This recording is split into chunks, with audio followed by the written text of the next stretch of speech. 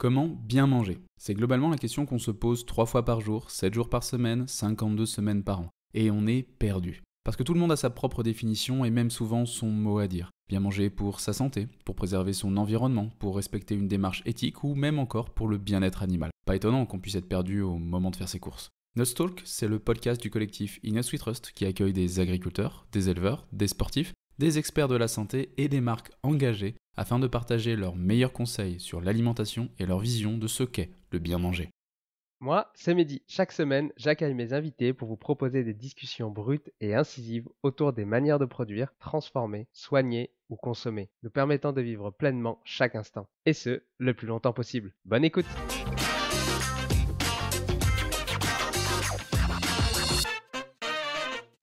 Bonjour à tous et bienvenue dans ce nouvel épisode de Nutstalk. Alors aujourd'hui, c'est un épisode spécial parce qu'on atteint le 50e épisode. Et oui, ça fait bientôt un an qu'on diffuse des épisodes chaque semaine pour vous apprendre à mieux manger du champ à l'assiette. Et aujourd'hui, j'ai l'honneur d'accueillir l'un des fondateurs de In Nut We Trust, Benjamin Voirin. Bonjour Benjamin, comment ça va? Salut Mehdi, ça va très bien. En forme aujourd'hui, prêt en tout cas à répondre aux questions des internautes et à qu'est-ce que In Nut We Trust et toutes ces questions que beaucoup d'internautes nous ont posées et continuent encore de se poser. Je suis à mon 5e café aujourd'hui, donc là je suis chaud patate pour répondre à toutes tes questions. Parfait, excité à fond. Eh ben, écoute, on va commencer par une question hyper simple. Déjà, c'est est-ce que tu peux te présenter qui tu es, d'où tu viens, c'est quoi ton parcours? On a tous envie de savoir qui se cache derrière ce beau corps musclé qu'on n'arrête pas de voir sur Instagram. Ah bah ça c'était quand j'avais moins de 30 ans, hein. Maintenant passer la barrière des 30 ans, c'est compliqué de rester musclé. Alors Benjamin Voirin, je suis ingé agro de formation. J'ai fait un double diplôme en agronomie tropicale et en sciences politiques et sociales. Première partie de carrière sur le terrain avec, notamment dans des pays, tropicaux. Donc sur le terrain, c'est des terrains type, Polynésie, Vietnam, Asie du Sud-Est, Indonésie, Malaisie, Antilles, avec, l'objectif à chaque fois d'aller sur le terrain, c'était de travailler sur des filières agroalimentaires, des filières tropicales végétales ou animales. Donc par exemple, j'ai travaillé pendant plusieurs mois, années sur, l'huile de palme, la noix de coco, le cacao, le gingembre, des fruits divers et variés comme la mangue, la banane, la goyave et cetera. Avec toujours un double objectif, c'est d'améliorer les conditions de production, pour les producteurs, donc qui gagnent plus, mieux, en vendant, plus dignement justement leur production et en même temps qu'ils arrivent à faire cela sans utiliser trop de pesticides ou d'engrais trop problématiques pour, le climat ou, pour, la biodiversité.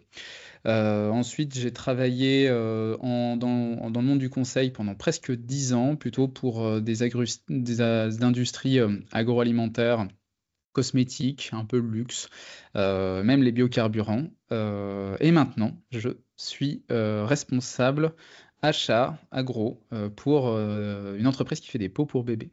Voilà, et en parallèle, j'ai un petit loisir, ça s'appelle Innes We Trust. Incroyable. Beau parcours en tout cas. Tu as commencé tout de suite là, en parlant de comme quoi tu étais ingé agro, mais avant ça, qu'est-ce que tu as fait? En fait, je me demande pourquoi, tu t'es intéressé, au sujet de l'alimentation? C'est quoi qui t'anime, derrière ça? J'adore bouffer, voilà ce qui m'anime. Hem et c'est pas une blague. J'aime vraiment beaucoup, beaucoup manger et grâce à une de mes grand-mères, j'ai toujours eu, l'envie en fait de cuisiner. J'ai une grand-mère qui m'a en partie élevé et en fait, bah, j'avais pas forcément le choix de faire la cuisine parce que fallait parce que si je voulais manger, il fallait participer.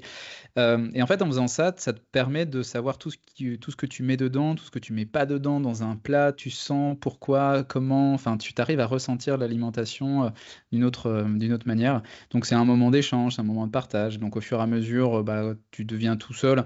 La première fois que tu es tout seul, que tu as 18 ans et que tu es dans ta petite coloc étudiante, bah, tu refais des trucs que tu sais plus ou moins faire. Tes colocs te disent: «Ah bah, ça sent bon», tu commences à avoir un moment convivial et le moment convivial que tu avais avec, Bah, avec ta grand-mère, avec tes cousins, etc. Tu le repartages avec tes colocs, potentiellement avec un date, avec tes potes en général, et en fait, tu crées ce moment de convivialité. Donc la cuisine, pour moi, ça a toujours été, ou l'alimentation, ça a toujours été un moment, en fait, aussi social que nutritif. Et en plus, j'ai fait un peu de sport au niveau pendant quelques années quand j'étais plus jeune. Et, euh, et ben, du coup, ça permettait d'allier l'utile et l'agréable parce que quand tu es étudiant, que t'as pas beaucoup de thunes, eh ben, tu dois faire en fonction de de ce que tu peux.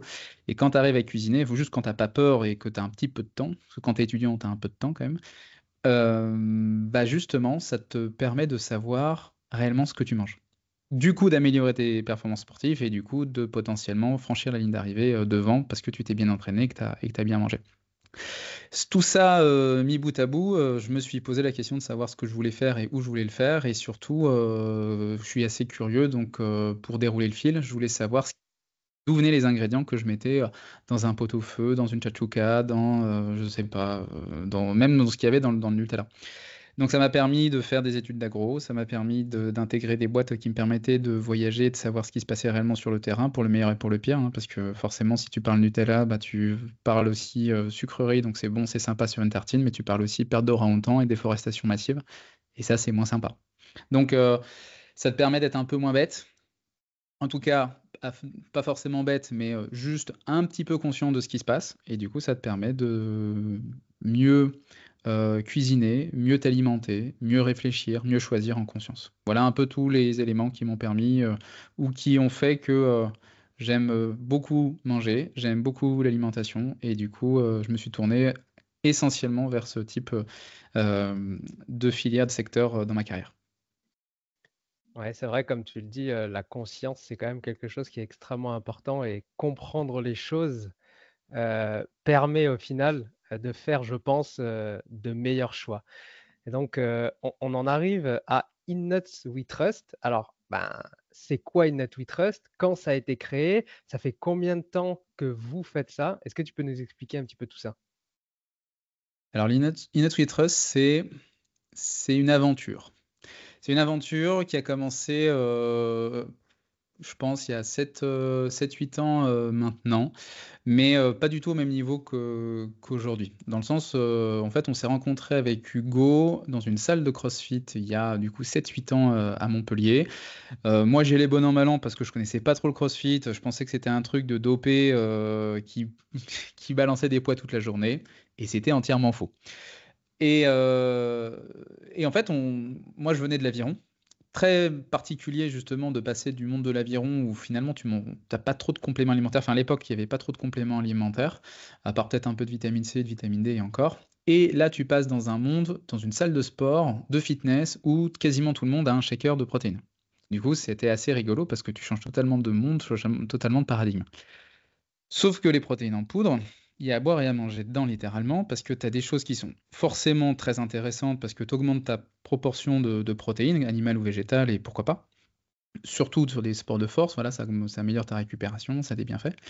Mais à côté de ça, tu as des marques, et malheureusement beaucoup trop, qui utilisent des ingrédients de piètre qualité qui viennent de l'autre bout du monde, donc tu détériores ta santé, tu détériores ta planète, et en plus de ça, tu te fais prendre pour un pigeon parce que tu achètes un truc très cher qui vaut pas beaucoup, et les producteurs derrière qui produisent cette protéine, que ce soit végétale ou animale encore une fois, bah, ils ont pas beaucoup de thunes.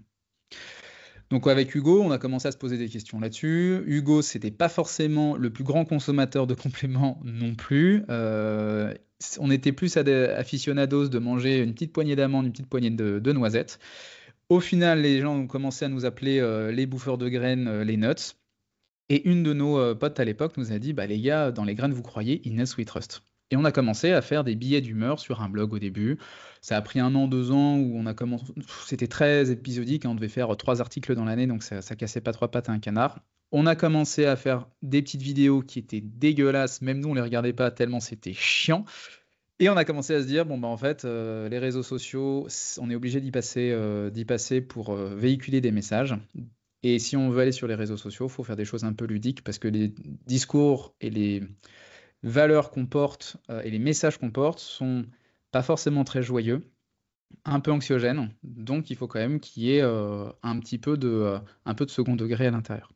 Et c'est comme ça qu'on a commencé à, du coup, être un peu plus connu. C'est grâce à ça qu'on a connu notre super hôte de podcast, Mehdi, qui nous a rejoint il y a quelques temps maintenant, et c'est vraiment trop cool de se dire qu'on est une vraie équipe maintenant. Et ensuite, on a eu Léo, notre développeur, qui nous a rejoint également. Donc, on est une équipe de 4 et demi parce que on a aussi une cinquième personne, Léa, qui écrit de temps en temps des petits articles, des petits articles. Donc, le fait justement de se dire qu'on était de gros gogoles à... Enfin, en tout cas, les gens nous prenaient pour deux gogoles qui créent dans le vide.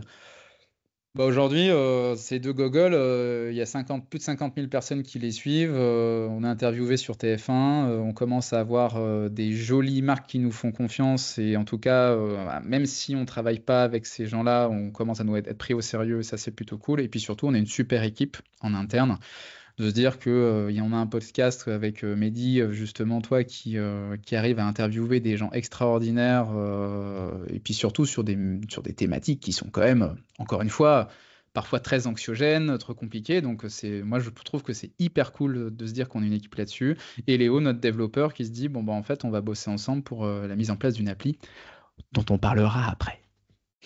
Ouais, effectivement, moi je me rappelle, je crois que je vous ai découvert 2017 ou 2018, quelque chose comme ça. Mm. C'était à l'époque où avec Pauline, on avait commencé à créer une marque qui s'appelait l'Hexagone. En fait, on faisait les réseaux et effectivement, on a commencé à vous connaître comme ça. Et je sais pas, c'est vrai qu'on a accroché tout de suite à votre concept, même si vos vidéos effectivement, elles étaient malaisantes et pas. Non mais après, Ah, ça a le c'était mérite d'être honnête, 2018, c'est je me bien. rappelle. Non, Vas-y. mais et, et je crois qu'on vous avait contacté assez rapidement pour avoir votre avis. Je ne me rappelle plus trop, mais oui, c'est vrai que ça fait maintenant un petit moment qu'on discute, quoi. C'est super cool. Euh, alors, c'est quoi, du coup, le but vraiment concret avec In Not We Trust? Alors pourquoi une Sweet Trust? Il y a une raison officielle et une raison officieuse. La raison officielle, c'est pour aider les gens à mieux manger. Mais mieux manger, sur plusieurs plans. Sur le plan forcément sanitaire, santé, c'est mieux manger pour être en meilleure forme, pour potentiellement aussi atteindre tes performances sportives, si jamais c'est un désir. Mais également pour limiter ton impact sur la planète. Et également, enfin, pour avoir une meilleure répartition de la valeur, c'est-à-dire que d'une certaine manière, faire en sorte que la personne qui a produit ta matière première, hein, le sucre, la céréale, la protéine, etc., vive dignement de sa production et que toi, tu achètes aussi au juste prix. Donc ça ne veut pas dire que tu achètes non plus voilà, au ras des pâquerettes, mais en même temps que tu ne dois pas payer un rein pour acheter justement un produit. Donc ça, c'est la vraie partie un peu émergée de l'iceberg. Et la partie immergée, la partie officieuse, c'est d'aider les marques qui font bien les choses ou les producteurs qui font bien les choses à être plus visibles.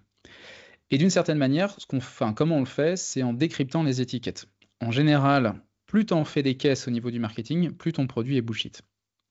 Parce que tu préfères mettre plus de thunes dans du marketing pour être visible, surtout aujourd'hui avec les réseaux sociaux, plutôt que d'investir réellement, bah, justement, sur cette répartition juste de la valeur. Donc c'est ce qu'on voit aujourd'hui de plus en plus, hein, quand on te baratine en te disant que ça fait X mois, années qu'on travaille sur un produit révolutionnaire, sur un champignon qui va unlocker ton mindset, sur un sucre qui te permet de tout sucrer sans avoir de calories. Bah, nous, en fait, on arrive juste avec une méthodologie scientifique, avec aussi des rapports d'ONG en disant bah, potentiellement pas, enfin, c'est pas forcément vrai, ou en tout cas pas entièrement, ou peut-être que tu oublies des choses, peut-être aussi qu'il y a certains impacts que tu dis pas, sur la santé, sur l'environnement, sur la répartition de la valeur, justement. Et c'est ça notre vrai objectif, c'est de se dire, on essaye à notre échelle, on est justement à 4, de se dire, on apporte des clés de réponse pour mieux manger en général. Et ça, sur plusieurs formes. Donc forcément, il y a les réseaux sociaux, il y a des articles, il y a le podcast avec toi, et également l'appli ScanNotes, dont on parlera aussi après. Gros teasing, deuxième fois.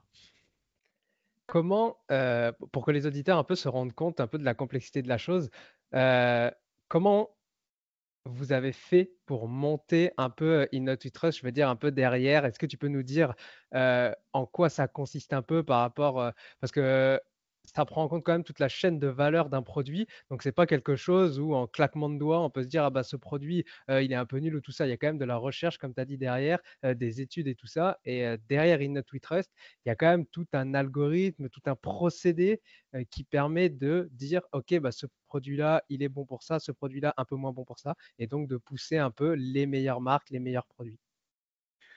En fait, on voulait répondre avec Inner Sweet Trust à plusieurs questions. Donc c'est déjà, est-ce que les protéines c'est intéressant? Quel type de minéraux prendre? Pourquoi? Comment? Et cetera. Donc on a écrit des articles, là-dessus.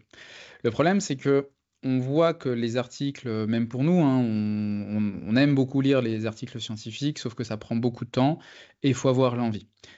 C'est pour ça qu'il y a quelques années, on a créé un algorithme qui s'appelle le ScanNote, InnoSweetRust, ScanNote, voilà. On n'est pas allé chercher bien loin.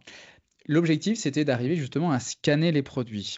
Mais les produits qui sortaient un petit peu, de la loupe de Yuka, donc tous les produits de la nutrition sportive et des compléments alimentaires. Au début, c'était juste un algo pour nous savoir comment conseiller les gens. Parce que tout le monde nous disait, enfin beaucoup de gens en tout cas nous disaient, ils nous posent toujours la question, est-ce que ce produit est bien? Est-ce que cette protéine est intéressante? Est-ce que ces omégas sont pas trop dégueux, et cetera? Est-ce que ça vaut le coup? Mais pas le coût COUP, le coût COUT aussi.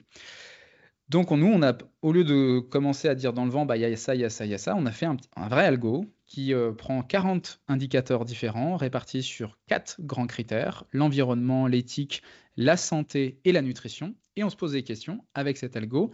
Est-ce que ce produit vaut le coup, effectivement, COUP ou COUT?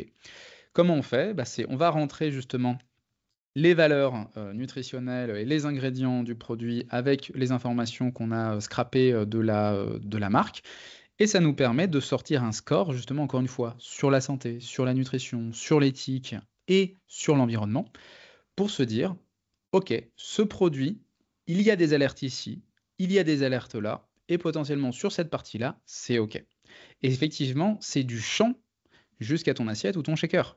C'est-à-dire que si tu prends de la protéine, admettons de la whey, de la protéine animale, on va s'intéresser sur les ingrédients qu'il y a à l'intérieur, que ce soit sur la partie nutritionnelle ou sanitaire. Donc nutritionnel, la quantité de macros et micronutriments que tu as à l'intérieur. Sanitaire, la qualité de ces macros et micronutriments que tu vas trouver ou des ingrédients. Que effectivement, d'un point de vue nutritionnel, on va enlever du sucre, on va se dire c'est génial. Bah, d'un point de vue santé, tu enlèves du sucre, tu mets des édulcorants de synthèse, quid de l'innocuité sur le long terme sur ton corps, par exemple. Sur la partie environnementale, alors ta whey, tu sais pas d'où elle vient, tu sais pas comment elle a été faite. Globalement, c'est des vaches qui sont parquées dans des installations insalubres en Europe de l'Est, si c'est pas à l'autre bout du monde, en Chine par exemple, qui sont nourries à du soja transgénique issu de la déforestation en Amérique latine. Donc, mis bout à bout, ta protéine et ton shaker, ils ont un bilan carbone qui va exploser. Et enfin, la partie sociale.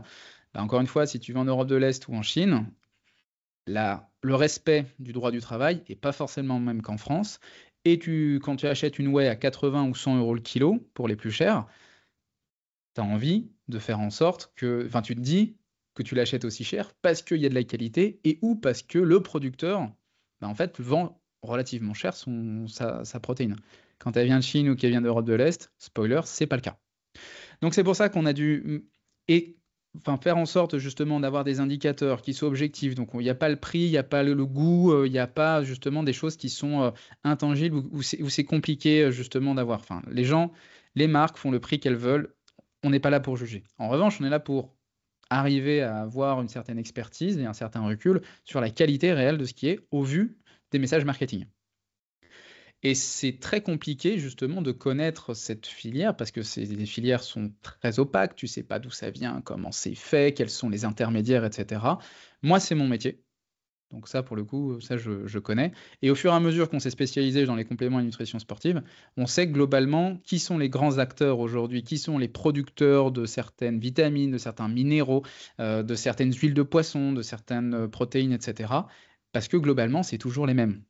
Il n'y en a pas non plus 200. Donc quand une marque te dit: «On a bossé pendant des années avec ci, avec ça», Oui, mais quand tu regardes réellement les ingrédients, c'est exactement les mêmes que son voisin, qui fait exactement la même chose que son voisin, et cetera, parce que c'est les mêmes 10 labos en France qui font la même chose. Et donc c'est ça qu'on essaye de faire, à notre échelle. C'est tout l'objectif du ScanNote, c'est d'arriver à faire en sorte que tout le monde, demain, en scannant, puisse arriver à connaître le score et à connaître la pertinence de son produit au regard du marketing et au regard de la réalité de ce que ça peut lui apporter sur le plan physique, sans oublier la partie de l'impact environnemental ou social. Avoir une réelle transparence 100% du produit pour faire de meilleurs choix, en Exactement. effet. Alors écoute, il y a plusieurs internautes qui nous ont posé des questions. Alors je ne sais pas si on va pouvoir toutes les traiter dans cet épisode, mais on en a pris quelques-unes. Donc je vais te les poser et puis bah, on va essayer d'y répondre le plus clairement et avec le plus de transparence possible. Alors, la première question, c'est Yann JQR qui a posé la question, les vitamines et compléments à prendre en hiver, est-ce que tu aurais des recommandations là-dessus? C'est très compliqué et je pense que pour toutes les questions, le problème, c'est que je vais te faire une réponse d'agro, ça dépend.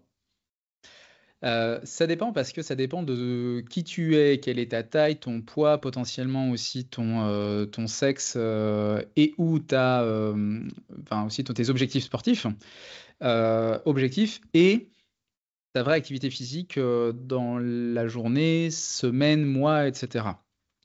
En général, en hiver, forcément, tu vas avoir un petit peu plus enfin, il va faire plus froid, ton corps va être soumis à plus de, hem, de stimuli, si je puis dire ça.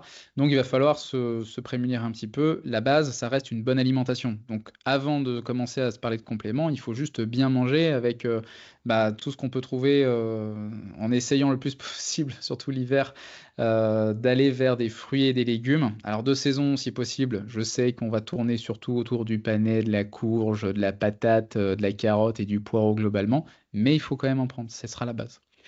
Pour aller un peu plus loin, les jours réduisent, tu as de moins en moins de lumière, donc ce qui veut dire moins d'exposition au soleil, moins de vitamine D, donc ma reco, ce serait de prendre de la vitamine D, en hiver sûr, voire potentiellement toute l'année.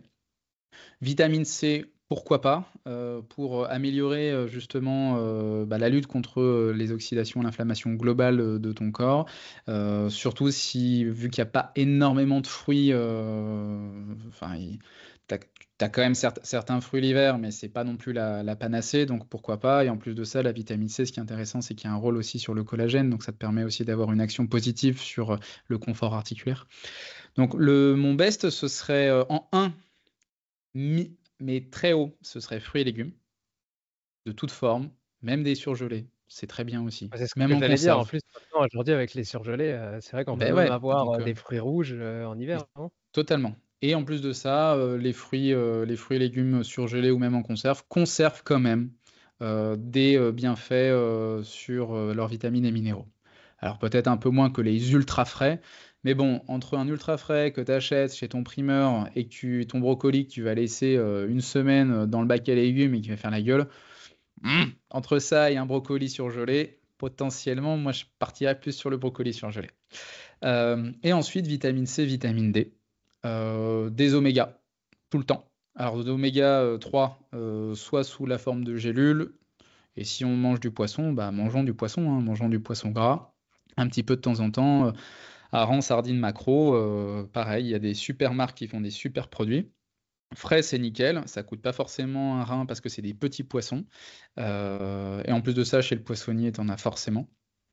Et potentiellement, si on aime des poissons un peu plus gros, bah, j'irais plus sur de la truite plutôt que du saumon pour 2 raisons. Ça coûte moins cher la truite que le saumon, c'est rose pareil, donc tu as l'impression que c'est pareil.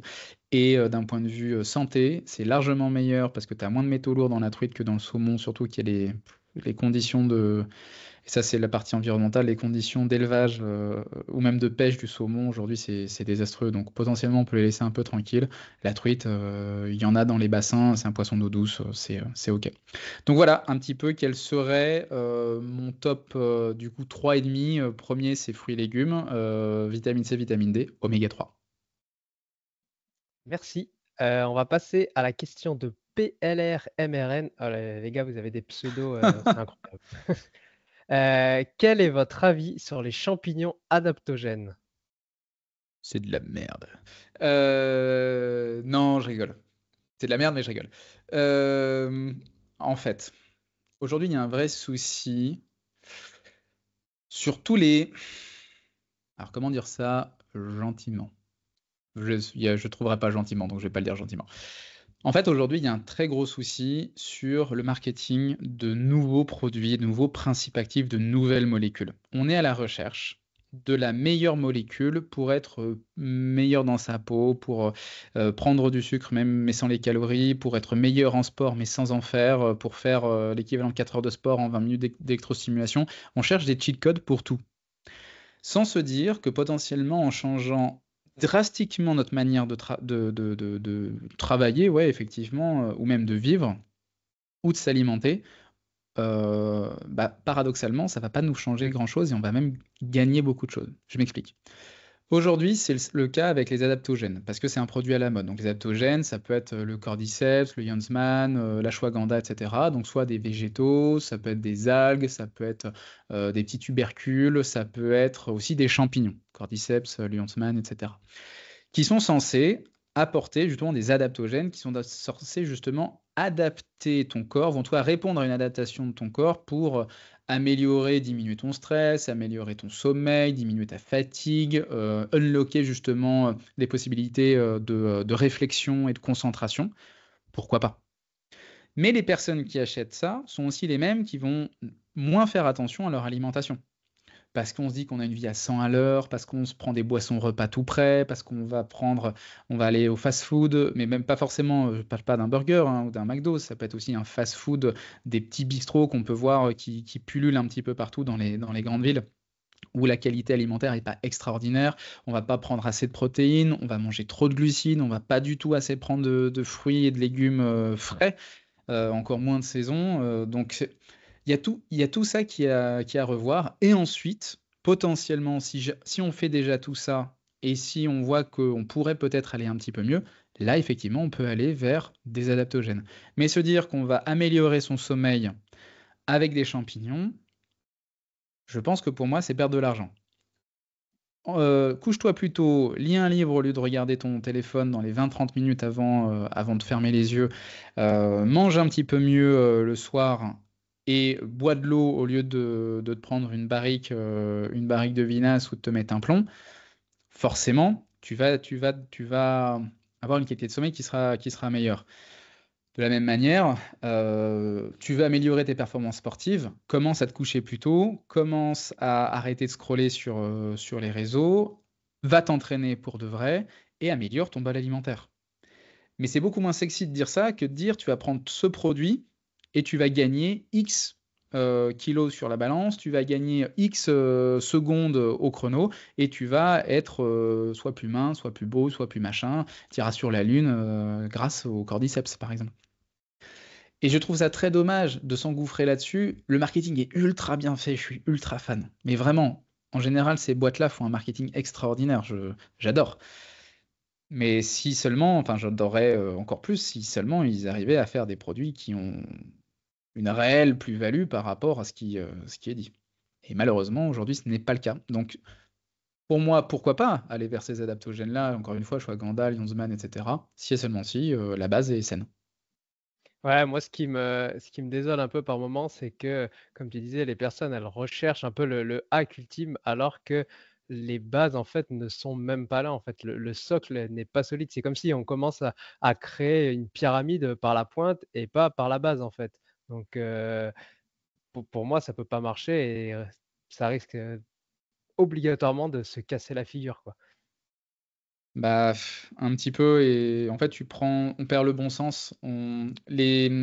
Certains compléments, en fait, enfin, les compléments, par définition, ça vient en complémentation d'une bonne hygiène de vie, hein. C'est, pas forcément l'alimentation, mais il y a aussi le sommeil et la manière dont on s'entraîne ou dont on a aussi une activité, physique.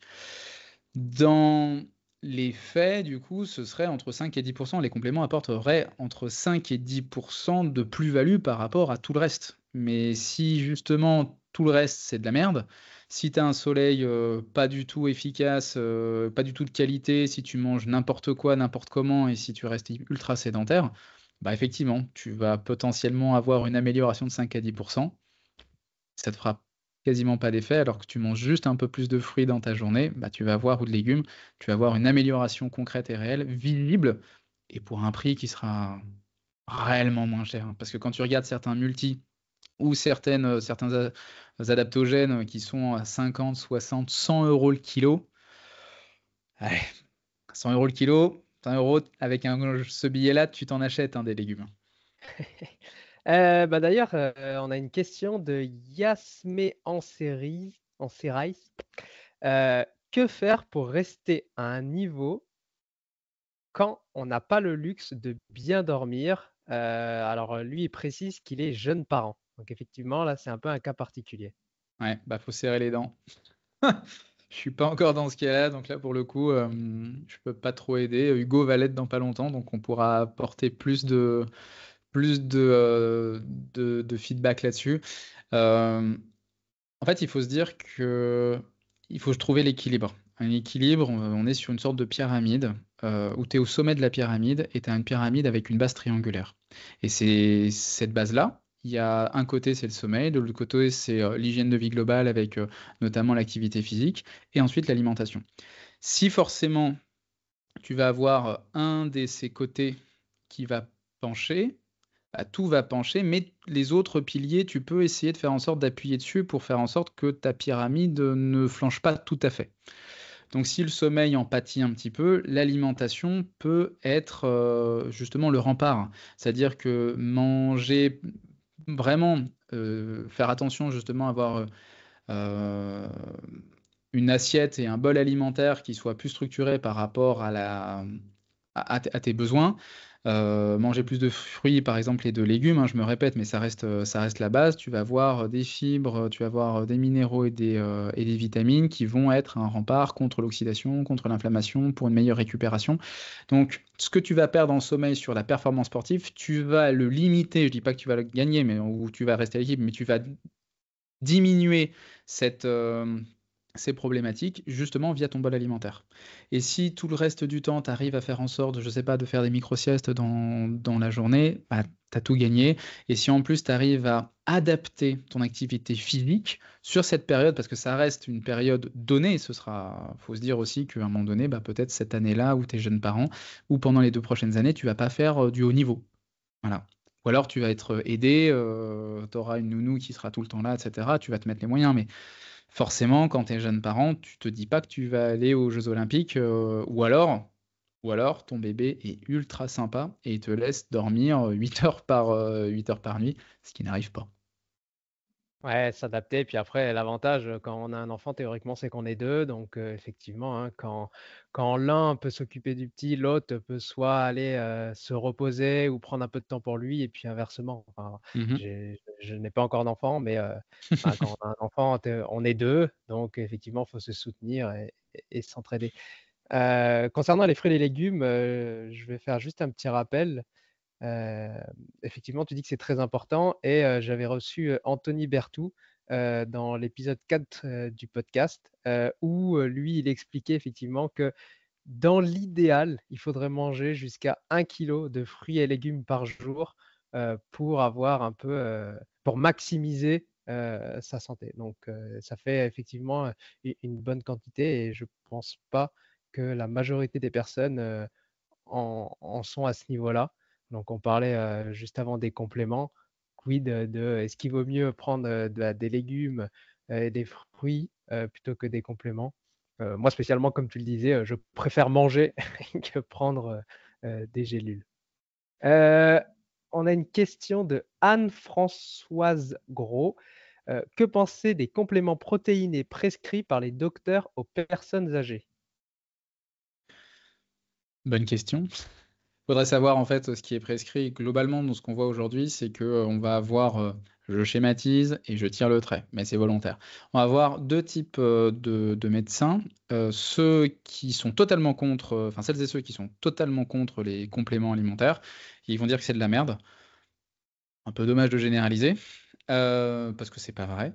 Et à côté de ça, on va en avoir ceux qui vont justement prescrire certains compléments, mais dans la plupart des cas, c'est pas les bons compléments. Je prends l'exemple du tardiféron. Tardiféron, c'est un complément très très connu aujourd'hui pour améliorer justement l'apport en fer. Notamment, je pense que ça va être plutôt sur des populations de femmes pour diminuer leur anémie ou potentiellement la contrecarrer. Le problème, c'est quand on regarde ce qu'il y a dans le tardiféron. Alors, ça a été un super coup marketing du labo qui a fait ça, parce qu'il me semble que c'est même le seul complément alimentaire, complément en fer qui est remboursé. C'est pas la bonne forme de fer. Donc en fait, oui, t'en prends, mais globalement, ça va pas te faire grand-chose, et ça va pas régler réellement ton anémie. Donc ça, c'est un peu dommage. Si on prend la question justement des compléments protéinés, bah, en fait, aujourd'hui, une grande partie des gens, indépendamment de leur âge, ne mangent pas assez de protéines. Parce qu'ils associent les protéines, déjà, à quelque chose de cher, ce qui est vrai, en animal. En végétal, c'est pas entièrement vrai. Voilà, les légumineuses aujourd'hui permettent d'avoir un apport en protéines à moindre coût. Mais ça reste effectivement très dispendieux. Euh, donc on manque de protéines pour cette raison-là, le prix, mais aussi parce qu'on associe dans le conscient collectif la prise de muscle ou la recherche de performance sportive, alors que bah non, les protéines, c'est pour plein de choses différentes, hein. Des enzymes dans notre corps, c'est des protéines, nos anticorps, c'est des protéines. Je sais pas, la pepsine, par exemple, c'est un sucre digestif, c'est une protéine, donc tout est globalement protéine dans notre corps. Donc c'est un peu dommage de se dire qu'on va pas en manger assez. Et en particulier chez les personnes âgées qui ont soit parce que maladie, soit parce que manque d'appétit, bah, du coup ils vont faire un peu la passe sur ces protéines-là. Avoir des compléments alimentaires riches en protéines, que ce soit pour des personnes plus ou moins jeunes ou plus ou moins vieux, ça peut être une bonne idée. Euh, si et seulement si c'est de qualité. Et là, pour le coup, notre application ScanNuts pourra les aider. Encore une fois, un trailer. Restez jusqu'à la fin pour tout savoir sur l'application ScanNuts. On a une autre question de Zena BNH. Je suis désolé si j'écorche les pseudos. Est-ce que vous arrivez à atteindre votre quota de protéines sans produits industriels? Alors, je suis un mauvais élève, c'est-à-dire que moi, je fais pas du tout attention à mes quantités de macro ou micronutriments. Je mange plus ou moins quand j'ai faim, et je sais globalement ce qui va avoir. Enfin, j'arrive d'une certaine manière à faire mon screening de macro et micronutriments à chaque fois que je vais manger quelque chose ou que je prépare quelque chose. Donc, je suis beaucoup plus sur le ressenti plus que sur l'obligation de manger. Donc, j'ai pas de Ma, mon moteur aujourd'hui, c'est ma performance sportive pour les sports que je pratique. Donc c'est par rapport à ça que je vais manger. Et aussi parce que j'ai faim ou parce que j'ai envie de quelque chose. Si j'ai envie de prendre un bout de chocolat, bah, je prends un bout de chocolat. Si j'ai envie de manger plus ou moins de fruits et légumes, bah, je vais en manger plus ou moins. Je fais pas trop attention. Donc là, pour le coup, je suis un mauvais élève là-dessus. Mais en même temps, au moins, je vis sans avoir le couperet de la calculatrice, etc. Donc par rapport aux protéines, potentiellement, oui, je serais peut-être en dessous des protéines qu'il faudrait de la quantité de protéines qu'il faudrait que je prenne certains jours, d'autres peut-être un peu plus. Bah, je... La cuisine te permet aussi de manger plus facilement des produits frais. C'est-à-dire que moi, ça doit faire des années, je pense au moins 10 ans, que j'ai pas acheté des aiguillettes de poulet. Ça, c'est pour moi quelque chose qui n'a pas de sens. T'achètes un poulet entier. Si tu peux, t'achètes même le poulet vraiment, vraiment entier qui potentiellement qui vient d'être plumé, donc encore plein à l'intérieur avec ses entrailles, et tu peux faire quelque chose avec. Parce que le problème quand tu achètes des aiguillettes de poulet, c'est que tu as tous les autres morceaux, tu sais pas ce qui deviennent. Et dans l'industrie agroalimentaire, alors rien ne sera jeté, donc les os vont partir soit en collagène pour tes compléments, soit en nuggets. La peau, pareil, ça va partir justement pour faire des fonds de volaille. Et les autres parties, bah, ce sera pour faire tantôt des lasagnes de quelque chose de volaille, d'autres ce sera des pâtes farcies, etc., etc. Donc oui, rien ne sera jeté. Mais tu vas le payer très cher, ton aiguillette de poulet, alors que au prorata, tu vas avoir plus de viande et en plus tu verras énormément de choses intéressantes pas que sur la partie protéique, mais surtout un poulet entier, tu vas avoir un peu de gras, donc c'est intéressant quand même en apport lipidique. La peau et les os te permettent d'avoir un apport en collagène. Bah, ça t'évite justement de payer un complément en collagène, ou en tout cas d'en prendre potentiellement un peu moins. Tu fais plusieurs repas parce qu'un poulet au four, c'est 2 heures au four pour une grosse volaille, tu mets des légumes, tu mets des patates, tu as quand même soit un repas pour plusieurs personnes, soit tu as quasiment tous tes tubes pour la semaine. Le poisson, c'est pareil, que ce soit sous forme surgelée ou frais, le poisson, c'est vraiment pas très difficile à cuisiner. C'est une viande qui est un petit peu plus difficile, enfin euh, un peu plus légère, qui peut potentiellement s'abîmer un tout petit peu plus à la cuisson, mais pareil, ça reste très facile et très abordable en fonction des, des types de poissons. On a évoqué un peu, hein, ça peut être les petits poissons, maquereaux, harengs, sardines, truites, potentiellement même des poissons blancs, hein, du merlan, du cabillaud. Voilà, encore une fois, frais ou surgelés. Et après, on va avoir tout ce qui va être légumineuse. Donc, il faut essayer le plus possible de végétaliser. C'est pas trop cher.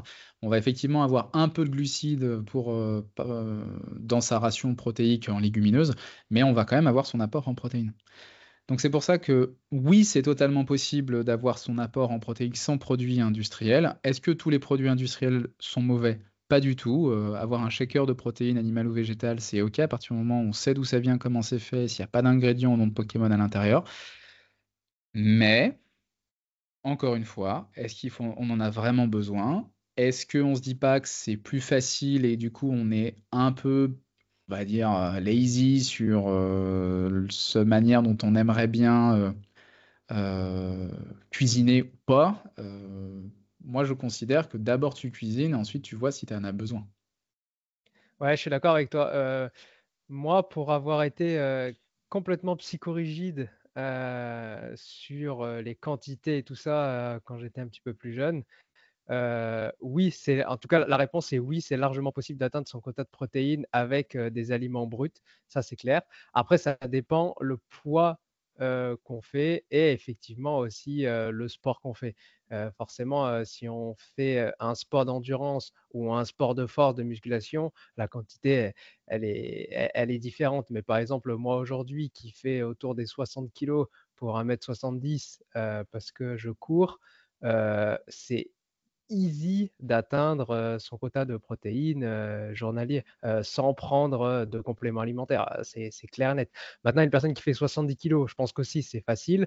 Quand on commence à atteindre les 80-90 kilos, là peut-être que effectivement, alors soit ça demande plus d'organisation, donc de préparer ses repas à l'avance et d'emporter, soit effectivement là on peut s'orienter sur des compléments parce qu'il en faut un peu plus.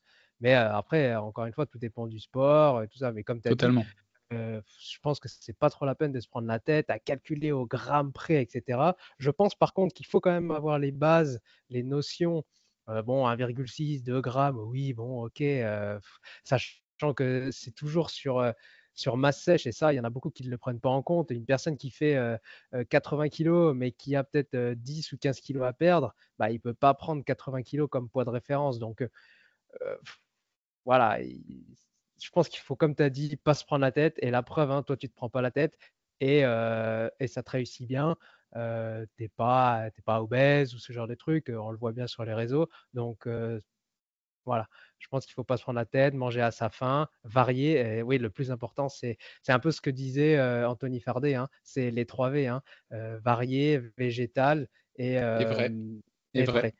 Voilà, donc c'est vraiment les règles les plus importantes. On va avancer un petit peu. On avait 2 autres questions. Alors il y a Coco Bioair qui dit que pensez-vous du café soluble? Alors, on va pas traiter cette question-là parce qu'en fait, on a fait un épisode de podcast entier sur le café. C'est l'épisode 26 avec Stéphane Comard de la marque Etikable, où on a tout un épisode entier où on parle du café, que ce soit des cultures jusqu'à la machine à café, etc. Donc, on aborde vraiment une grosse quantité d'informations. Donc, si ça vous intéresse, allez voir directement l'épisode, c'est le numéro 26. Et on a une autre question de Claire Aptouche qui nous dit des conseils sur les marques de lait animal et on nous a également demandé les bienfaits et les méfaits du lait cru. Alors là, c'est pareil, on a également un super épisode avec Dominique Archambault, c'est l'épisode numéro 5 où là, on parle vraiment du lait cru. Alors, est-ce que c'est bon, est-ce que c'est pas bon? On parle du lait UHT également, qu'est-ce que c'est, pourquoi, etc. Donc, si ça vous intéresse, c'est l'épisode numéro 5 du podcast avec Dominique Archambault. Alors, on continue. J'ai d'autres questions, peut-être un petit peu plus je sais pas, polémiques, où par exemple, il y a des personnes qui nous ont posé des questions, est-ce que le Monster, c'est bien comme boisson énergisante, etc. Alors on leur répond que ben non, c'est vraiment pas terrible, c'est voire même vraiment pourri.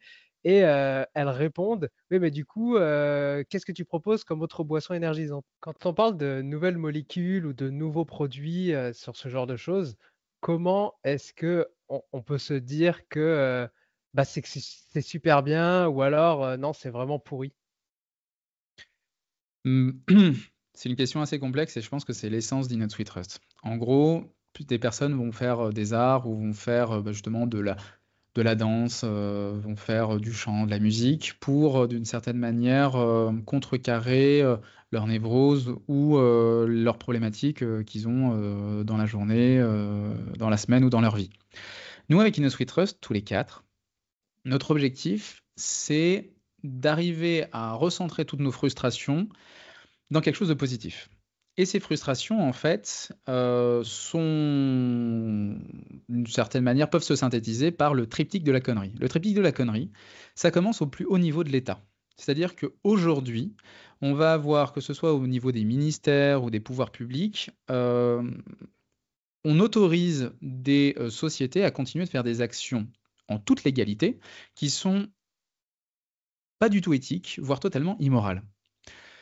Continuer d'aller vers de l'industrie et de des monocultures intensives, continuer d'aller vers de l'élevage ultra intensif, c'est immoral, que ce soit pour énormément de raisons, environnementales, éthiques, etc., ou bien de traitance animale, mais c'est légal.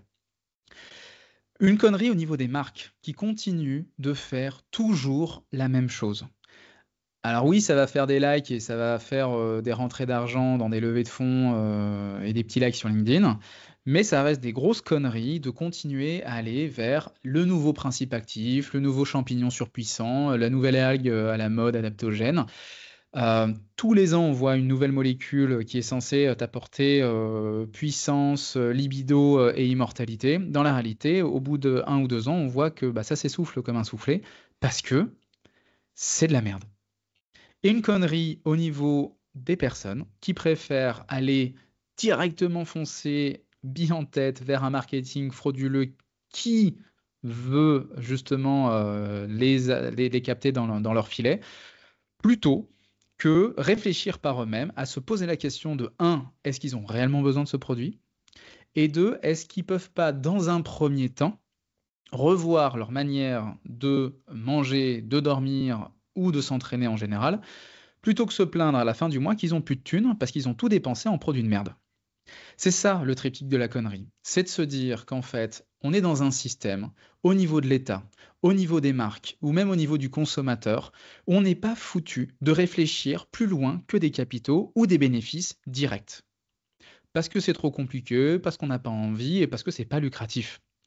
Dans la réalité, ce triptyque de la connerie peut être évité facilement. Au niveau du consommateur, on est là aussi pour aider en se posant des questions sur est-ce que tu en as vraiment besoin? Est-ce que ça va vraiment tu vas vraiment avoir un bénéfice avec ce produit-là? Potentiellement, oui. Potentiellement, il y a certains adaptogènes qui peuvent être très intéressants, certaines molécules, certains compléments, certains produits de la nutrition sportive, oui. Mais pas pour tout le monde, pas dans tous les cas, et en tout cas, avec forcément le paradigme de base, c'est tu manges mieux, tu dors mieux et tu bouges mieux. Point. Au niveau ensuite des marques, c'est commencer à se poser des questions de savoir si elles apportent un réel progrès, plus qu'une innovation. Changer une fraise de rouge en violet, c'est pas du progrès, c'est une innovation. Avoir toujours aller vers plus de collagène, aller vers de l'ashwagandha, etc. C'est pas du progrès, c'est une innovation et t'apportes un petit truc au consommateur. Et potentiellement, tu lui mens parce que tu apportes des choses qui sont potentiellement inexistantes, enfin des bienfaits inexistants. Et tu pousses justement en se posant plus de questions, en ayant moins d'opacité, plus de transparence sur les filières, au pouvoir public à mettre en place des lois qui permettent d'éviter que des marques soient et mettent en place des produits délétères pour notre santé ou notre environnement. C'est ça le triptyque de la connerie. Et ce triptyque-là, il commence par le choix des produits, le choix de notre consommation et le choix du monde dans lequel on veut vivre. Ouais, mais regarde, maintenant on peut avoir des bonbons sans sucre, des légumes en poudre, on a juste à mettre de la poudre de légumes dans son shaker et paf! On a 200 grammes de légumes, frais, nickel. Et ouais, Je reste dans mon canapé et puis, je peux avoir des bonbons sans sucre à volonté parce que je vais pas grossir du coup. Je peux avoir, des légumes, en poudre, nickel, j'ai pas besoin de les couper ou de les faire cuire. Des adaptogènes, fini le stress et bah, nickel quoi. Ma vie elle est super. exactement. Et c'est pour ça que toi et moi, on peut tomber totalement dans le gouffre du marketing, parce que ce marketing-là va directement cibler nos peurs, nos névroses, nos envies, nos fantasmes. Et c'est pour ça que ce triptyque de la connerie, il est aussi fort aujourd'hui et qu'on est dans un système en fait qui continue d'aller vers ça. Parce que tout ce que tu viens de dire, c'est vrai sur le papier et dans la réalité. Le bonbon sans sucre, eh ben effectivement, sur le papier, il a pas de sucre. Dans la réalité, potentiellement, demain, tu auras des problèmes au niveau, je sais pas, cardiovasculaire, au niveau digestif, parce que justement, les édulcorants qu'on va mettre dedans peuvent poser question et peuvent poser des problèmes sur le long terme. Les adaptogènes, bah, en fait, tu sais pas quelle est la qualité réelle de ce que tu vas avoir dedans. Si c'est certaines algues, bah, potentiellement, tu peux avoir des présences de métaux lourds. Tu ne sais pas non plus qui l'a ramassé, récolté, dans quelles conditions. Est-ce qu'il n'y a pas des enfants qui sont derrière justement cette récolte-là? Et de se dire que avec un massage, électrostimulation, etc., ça va te permettre de faire 4 heures de sport en 20 minutes. Pareil, sur le long terme, tu sais pas, déjà si ça fonctionne réellement, et surtout si derrière tu vas pas avoir d'autres problèmes de santé, euh, potentiellement esthétiques, pourquoi pas, mais à un moment donné, ton corps n'est pas qu'un esthétique, c'est aussi tout ce qui est à l'intérieur, tout ce qui est caché, et forcément à un moment donné, Heu, si tu croques dans une pomme, qui est très belle, mais qui est pourrie à l'intérieur, c'est pas ce qui va te faire vivre le plus longtemps, et c'est ça notre objectif aussi à tous, je pense, c'est de vivre, le plus vieux en bonne santé. Et c'est ça le problème aujourd'hui, c'est qu'aujourd'hui l'âge enfin la l'âge, moyen de décès continue d'un peu augmenter. On est dans les 80 pour les mecs, il me semble, et 84 pour les femmes, si je dis pas de bêtises. En revanche, l'âge moyen où tu es en bonne santé, enfin, où tu finis d'être en bonne santé, c'est quand même 60 ans, et cetera. Donc globalement, c'est un peu problématique quand il te reste 20 ans à vivre et que tu le vis dans une manière, pas top. Ouais, je suis d'accord avec toi. On va avancer un petit peu, on s'est un petit peu perdu. Très rapidement, genre en 2 phrases, quelles sont les clés que tu pourrais donner, aux personnes pour se repérer un peu dans cette jungle, alimentaire, entre, le marketing et savoir vraiment ce que je veux et de ce que j'ai besoin? Est-ce que tu aurais vraiment, je sais pas, soit un cadre un peu de questions à se poser ou vraiment 2 lignes très rapidement pour les auditeurs? C'est très facile de ne pas se faire avoir et de ne pas tomber pieds joints dans le marketing. Le premier, c'est de lire les étiquettes. Il faut lire les ingrédients, lire les contre-étiquettes pour savoir ce qu'il y a réellement dedans. Quand on te dit que c'est un produit super, sans sucre, sans gras, etc., lisons les ingrédients pour voir justement si, à défaut de mettre du sucre ou du gras, on va te mettre respectivement des édulcorants de synthèse ou des texturants. Quand on te dit fait avec des ingrédients français ou fait en France, avec des ingrédients frais, etc., ou d'une grande qualité, quand on appuie vraiment sur le côté qualité, etc., pour moi, j'ai l'impression que c'est un petit peu comme les kebabs. Il y a marqué kebab de qualité. Encore heureux, mon gars, que ce ne sera pas un produit dégueulasse. Mais si on l'appuie, c'est que forcément, il y a un sujet. Et quand tu regardes produit en poudre lyophilisé, puis avec des ingrédients ultra transformés, qui a aucune traçabilité de l'origine. La flemme. Arrêtons de mentir aux consommateurs là-dessus. Surtout sur les petites marques, hein, de nouvelles pâtes à tartiner avec des ingrédients de qualité, etc. Tu sais pas où viennent tes noisettes, tu sais pas où vient ton cacao, tu sais pas dans quelles conditions ça a été produit, tu sais pas qui a récolté. Arrête. Tu cherches juste à avoir des likes sur LinkedIn. Et donc, c'est regarder la liste des ingrédients permet aux consommateurs de moins être cons, ou en tout cas d'être plus conscients. Voilà. Pas forcément une question de connerie, c'est une question d'être conscient. Et de commencer aussi potentiellement à se documenter, à de savoir quelles sont les problématiques liées aux ingrédients ou aux produits, que ce soit sur l'environnement ou la santé de ce qu'on consomme. Donc pour moi, c'est ça, c'est juste faire un doute méthodique, un petit peu comme les penseurs de l'Antiquité, doute méthodique sur ce qu'on me dit sur le marketing versus ce que je vais lire sur l'étiquette. C'est le meilleur conseil que je puisse donner.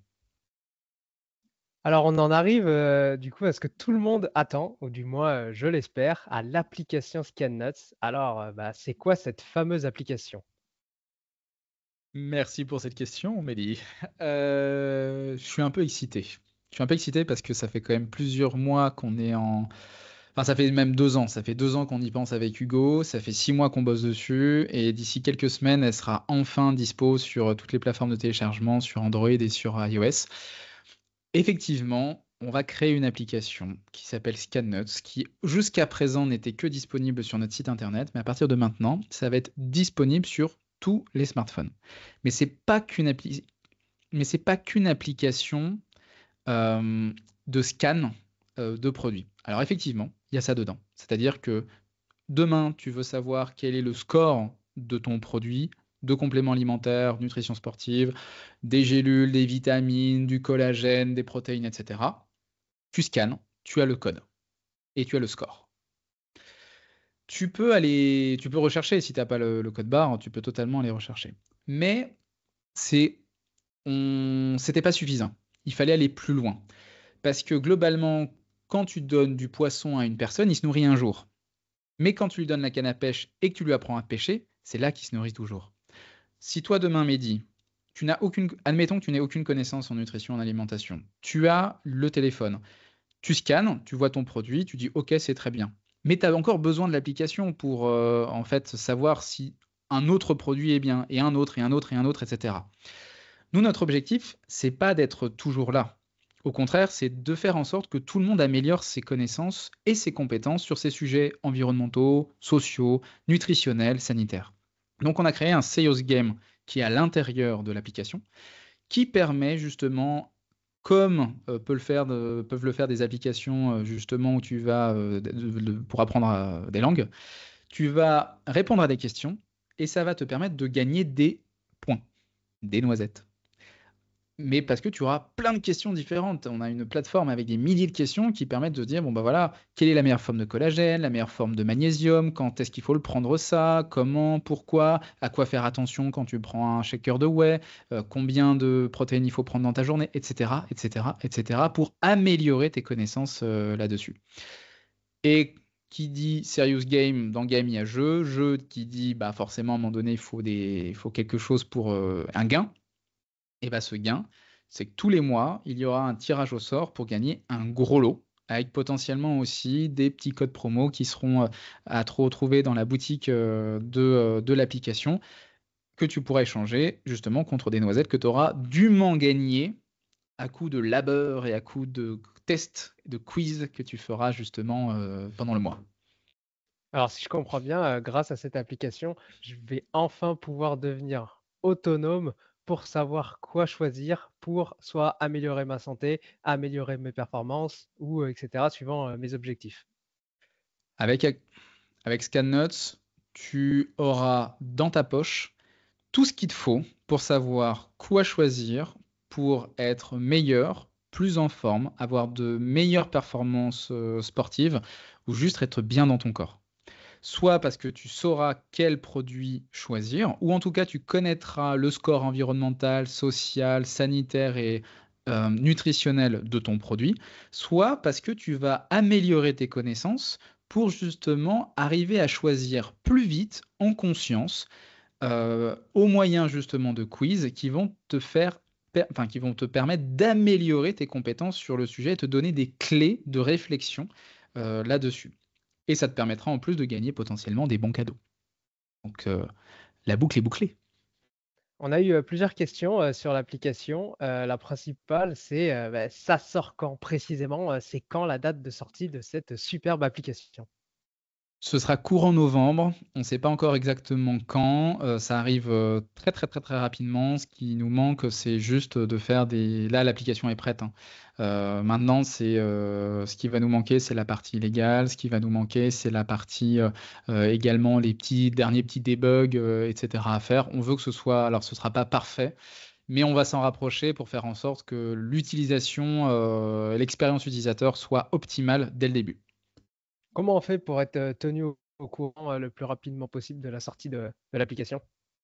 Bah ça, faut nous suivre sur les réseaux et surtout sur notre canal Café Noisette sur Instagram. On communiquera très rapidement et puis sinon que les gens n'hésitent pas à nous envoyer un petit message privé, hein, sur l'ensemble de nos réseaux ou même un mail. On les mettra dans la boucle des mails pour le lancement. Il y a encore une question qui est revenue, c'est est-ce que l'application sera gratuite? Est-ce qu'elle sera payante? Est-ce que, ben, il y aura d'autres fonctionnalités? Est-ce que tu peux nous éclairer là-dessus? Alors, il y a une part de surprise quand même. Je ne vais pas te dire, toutes les fonctionnalités qu'il y aura.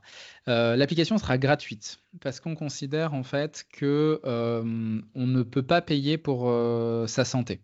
C'est un non-sens de se dire, qu'en fait, on fait payer les gens pour, qu'ils aient des connaissances, ou pour améliorer leurs connaissances sur, globalement des produits qui ne vont pas, leur faire du mal à leur santé. En revanche, il y aura une version payante pour 2 raisons. C'est que forcément ça nous coûte un peu des sous, de la développer. Donc ça permet de rentrer, permet de rentrer dans nos frais et pour les personnes qui souhaitent justement aller vers, plus, d'amélioration de leurs connaissances, leurs compétences, bah, là justement il y aura d'autres fonctionnalités qui seront à découvrir, assez vite. Donc c'est un peu pour ça. Donc il y a une partie gratuite où quasiment tout est, ouvert. Donc, il y a quasiment rien, un peu comme un Spotify, tu peux écouter ta musique librement, tu peux scanner là librement tes produits, participer librement au quiz et au tirage au sort. OK.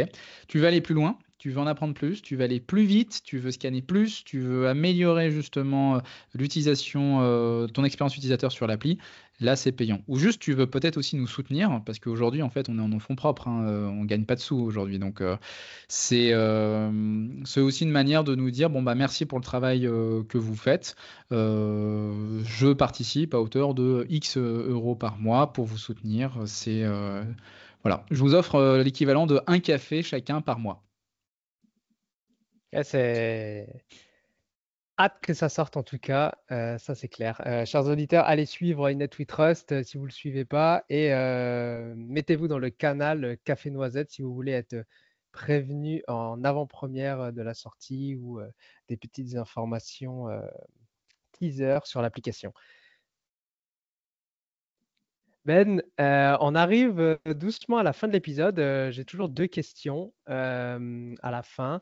Alors la première, c'est pour toi, c'est quoi bien manger? Alors on va essayer de faire court et c'est genre en trois, quatre mots, pour toi, c'est quoi bien manger?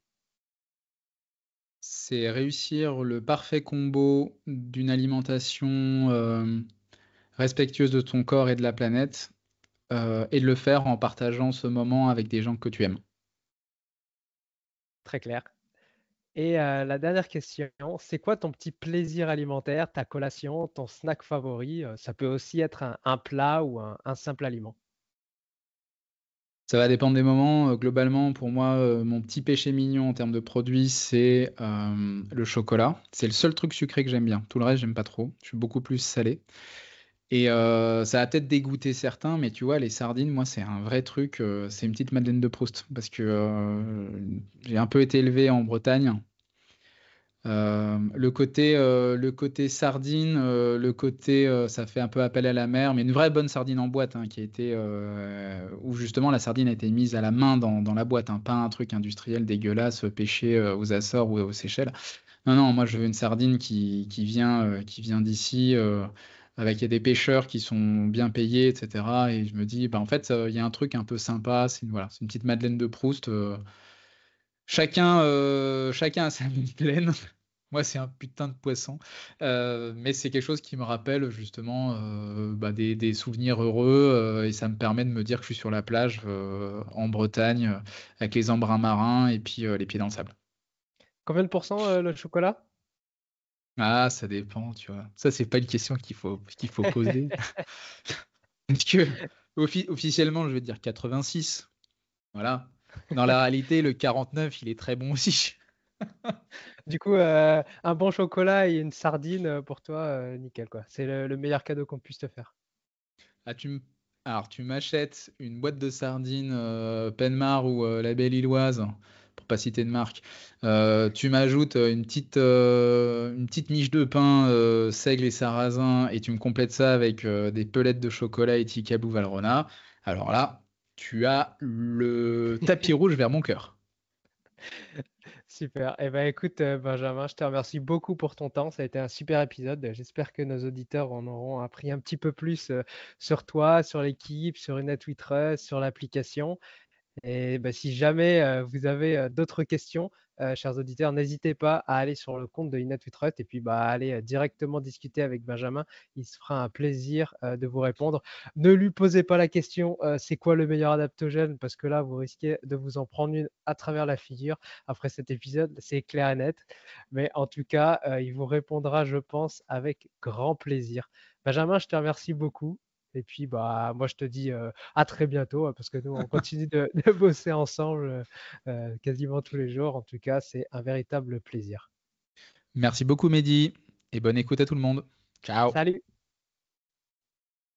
Merci d'avoir écouté jusqu'au bout. Si l'épisode t'a plu, laisse-nous une note 5 étoiles et un commentaire sur ton application de podcast préférée. Ça fait toujours chaud au cœur de recevoir vos retours. Et si tu veux améliorer ton alimentation, mais que tu ne sais pas quel aliment ou complément choisir, rends-toi sur notre comparateur en ligne entièrement gratuit sur innutswetrust.fr. Tu trouveras le lien dans les notes de l'épisode. À bientôt! Maintenant, tu le sais.